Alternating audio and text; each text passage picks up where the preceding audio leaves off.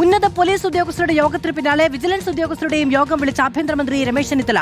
Unit മേധാവിമാർ മുതൽ vigilance മേധാവിമാർ വരെയുള്ളവർ യോഗത്തിൽ പങ്കെടുക്കുന്നു. ഓപ്പറേഷൻ തൂഫാന് പിന്നാലെ അഴിമതിരഹിത ഭരണം ഉറപ്പാക്കുന്നതായി വിജിലൻസിന്റെ പ്രോജക്ട് സീറോ പദ്ധതി ആഭ്യന്തരമന്ത്രിക്ക് മുന്നിൽ അവതരിപ്പിക്കും. സൈബർ വിജിലൻസ് യൂണിറ്റ്, പരാതി പരിശോധിക്കാൻ AI സാങ്കേതികവിദ്യ തുടങ്ങിയവ കരട് പദ്ധതിയുടെ ഭാഗമാണ്.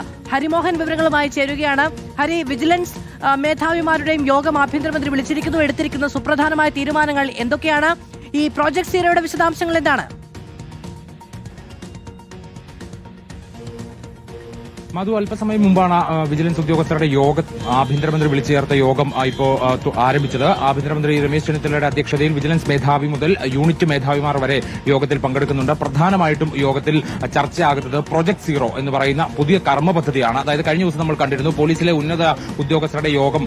അതിൽ operation Toofan, the narcotic hunt എന്ന് പറയുന്ന ഒരു പുതിയ കർമ്മ പദ്ധതി, ലഹരിക്കെതിരായിട്ടുള്ള കർമ്മ പദ്ധതി രമേശ് ചെന്നിത്തല തന്നെയാണ് പ്രഖ്യാപിച്ചത്. പക്ഷേ ഇപ്പോൾ വിജിലൻസ് തന്നെ അങ്ങനെ ഒരു കർമ്മ പദ്ധതി പ്രോജക്ട് സീറോ എന്ന് പറയുന്ന അഴിമതി മുക്ത കേരളത്തിന് വേണ്ടിയിട്ടുള്ള ഒരു പദ്ധതി അവതരിപ്പിക്കും രമേശ് ചെന്നിത്തലയ്ക്ക് മുന്നിൽ. അതിന് അന്തിമ അനുമതി എന്നുള്ളത് തന്നെയാണ് വിജിലൻസിന്റെ ഒരു പ്രധാന ലക്ഷ്യമെന്ന് പറയുന്നത്. അതായത് ഒരു 25 വർഷത്തേക്കുള്ള ഒരു ദീർഘകാല പദ്ധതിയാണ് വിജിലൻസിന്റെ മനസ്സിലുള്ളത്.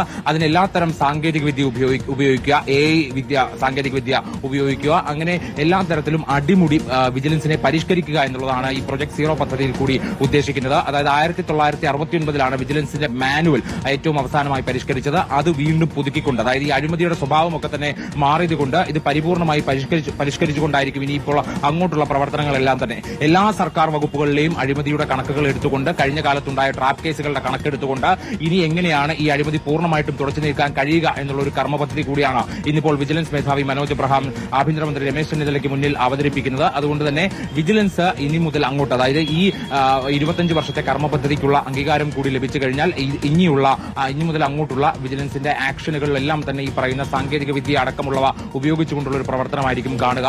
എന്തായാലും ഈ വിജിലൻസിന്റെ സൈബർ യൂണിറ്റ് അടക്കം പ്രവർത്തനക്ഷമമാകുന്നു എന്നുള്ളതാണ് ഇതിലെ ഏറ്റവും പ്രധാനപ്പെട്ട കാര്യം. ഇത്ര നാൾ ഉണ്ടായിരുന്ന ഒരു രീതിയിലായിരിക്കില്ല കഴിഞ്ഞ ദിവസം പോലീസ് ഉദ്യോഗസ്ഥരുടെ ഭാഗത്തു നിന്നുണ്ടായിട്ടുള്ള ഒരു കർമ്മ പദ്ധതിയുടെ ഒരു രൂപീകരണത്തിന് സമാനമായി തന്നെയാണ് ഇപ്പോൾ വിജിലൻസിന്റെ ഭാഗത്തുനിന്നും ഇത്തരത്തിലൊരു നീക്കം തുടങ്ങിയിരിക്കുന്നത്. എന്തായാലും ഓപ്പറേഷൻ തൂഫാന് പിന്നാലെ അഴിമതിരഹിത ഭരണം ഉറപ്പാക്കുന്നതിനായിട്ടാണ് വിജിലൻസിന്റെ പ്രോജക്ട് സീറോ പദ്ധതി ആഭ്യന്തരമന്ത്രി പ്രഖ്യാപിച്ചിരിക്കുന്നത്. അതുമായി ബന്ധപ്പെട്ട വിവരങ്ങൾ കൂടി പുറത്തുവരികയുമാണ്.